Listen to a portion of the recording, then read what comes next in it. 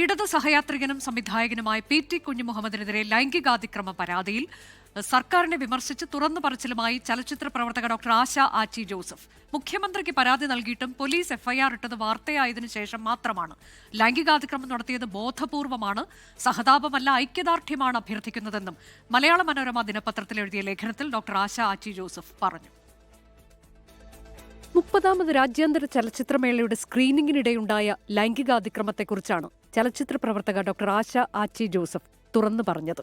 താൻ തൊഴിലിടത്തിലെ ലൈംഗികാതിക്രമത്തെ അതിജീവിച്ച സ്ത്രീ എന്ന് പറഞ്ഞു തുടങ്ങുന്ന ലേഖനത്തിൽ നേരിട്ട നീതി നിഷേധത്തെക്കുറിച്ച് വിശദമാക്കുന്നുണ്ട്.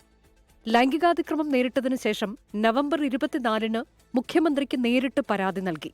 ഡിസംബർ 8-ന് മാധ്യമവാർത്തകൾ വന്നതിനു ശേഷമാണ് FIR രജിസ്റ്റർ ചെയ്യാൻ തയ്യാറായതെന്നും ഗുരുതര ആരോപണമുണ്ട്. മിണ്ടാതിരിക്കണമെന്നും കാര്യങ്ങൾ സങ്കീർണമാക്കരുതെന്നും പലരും ഉപദേശിച്ചു. എന്നാൽ മിണ്ടാതിരിക്കുക എന്നത് തന്റെ അന്തസ്സിന് മേൽ നടക്കുന്ന രണ്ടാമത്തെ അതിക്രമമായി തോന്നിയെന്ന് ഡോക്ടർ ആശ ആച്ചി ജോസഫ് പറയുന്നു. വിഷയത്തിൽ മുഖ്യമന്ത്രി പിണറായി വിജയന് കടുത്ത വിമർശനവുമായി പ്രതിപക്ഷ നേതാവ് VD സതീശൻ രംഗത്തെത്തി. സ്വന്തക്കാർ വന്നു കഴിഞ്ഞപ്പോൾ പ്രത്യേക സ്നേഹം കൂടിയാ. എന്താണ് കാര്യം? ഇത്രയും ദിവസം ഒരു സ്ത്രീ അപമാനിക്കപ്പെട്ടു എന്ന് പരാതി കൊടുത്തിട്ട് മുഖ്യമന്ത്രിക്ക് പരാതി കൊടുത്തു. അപ്പോൾ പിന്നെ പോലീസ് സ്റ്റേഷനിൽ പരാതി കൊടുത്താൽ എന്തായിരിക്കും സ്ഥിതി? തെറ്റാണ് മുഖ്യമന്ത്രിയുടെ ഭാഗത്തു നിന്നുണ്ടായത്. ഗുരുതരമായ തെറ്റാണ് മുഖ്യമന്ത്രിയുടെ ഭാഗത്തു നിന്നുണ്ടായത്.